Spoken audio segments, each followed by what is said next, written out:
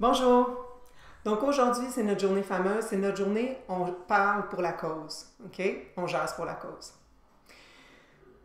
Donc aujourd'hui, dans le fond, ce que je vais vous dire, c'est que moi, j'ai souffert de troubles d'opposition, dans le fond, dans toute mon enfance, mon adolescence, puis à mon jeune âge adulte.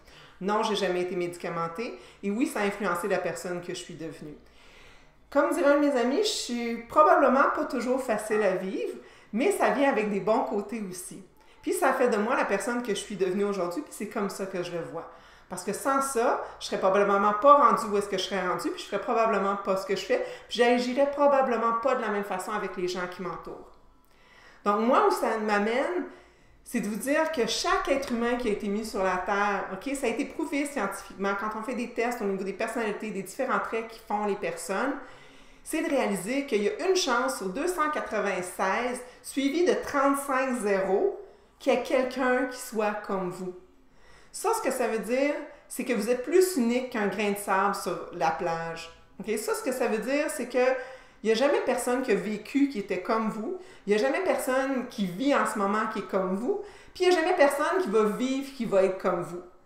Fait que moi, ce que je vois là-dedans, c'est qu'il y a une raison pour laquelle vous êtes ici, puis il y a une raison pour laquelle vous êtes ici. Parce qu'il y a quelque chose que juste vous qui peut faire. Puis peu importe le bagage avec lequel vous arrivez, bien souvent c'est quand on essaye de nier qui on est qu'on commence à avoir des problèmes. Fait que ce que je vous dirais, c'est embrasser la personne que vous êtes, trouver-la belle avec ses défauts et ses qualités. Parce que c'est ça qui nous rend humains, c'est ça qui fait nous la personne qu'on est.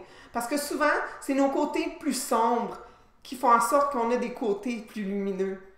Fait qu'il faut les aimer, puis il faut arriver à les balancer, à s'en servir, puis à les accepter. Ou pas toujours se battre contre qui on est. Puis la même chose, reconnaissez-le chez vous, mais si vous êtes un parent, reconnaissez-le chez votre enfant.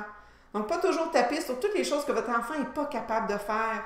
Regardez plutôt c'est quoi ses forces, c'est quoi qui est beau chez lui. Puis c'est quoi qui fait que ces petits côtés qui sont moins fun, dans le fond, qu'est-ce que ça peut lui amener plus tard? S'il faut qu'il travaille fort là-dessus dans sa vie, qu'est-ce que ça va lui amener? Est-ce que ça va lui amener de la persévérance? Est-ce que ça va faire en sorte que c'est quelqu'un qui va être plus habitué à devoir se battre, puis come on, il va mettre l'épaule à la roue, puis il va le faire les choses.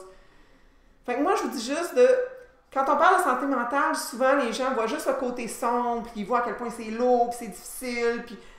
Mais moi, ce que je vous demande, c'est essayer de voir la lumière là-dedans. Parce qu'on a tous une petite lumière. Votre petite lumière, la 1 sur 296 suivie de 35 zéros.